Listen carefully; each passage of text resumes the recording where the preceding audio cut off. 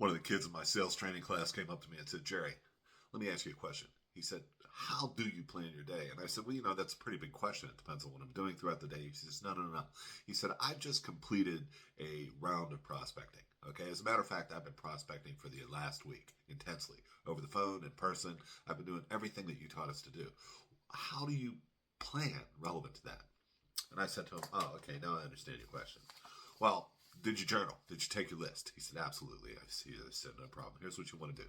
You want to take a hold of that list, whatever the list is. If it's in a journal book, I happen to keep mine on sheets of paper. I kind of like it that way. It works for me. But I told him, I said, you need to look at the list. I said, then you need to actually remember, intentionally remember, recreate the interaction. Even if it was you walked through the door and they said, we're busy, go, and you left. Recreate the interaction. Okay, then what you want to do is you want to cherry pick that list. You want to pick what pops up to you as the most immediate possibilities, the most immediate probabilities. And then based upon the most immediate possibility and probability and prioritizing and dialing it down from there, or shall we say going through the funnel from there, the most immediate obviously are going to take your highest priority and so on and so forth. Then what you want to do is you want to plan.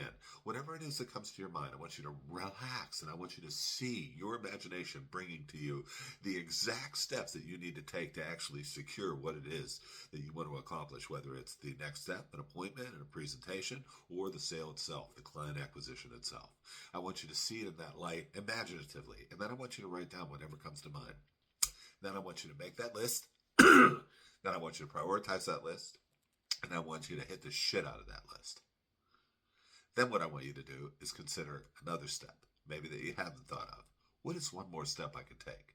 And what is one more step? Try, when you come up with one step, the plan, a target, action, if you will, you want to ask your imagination, what else could I do?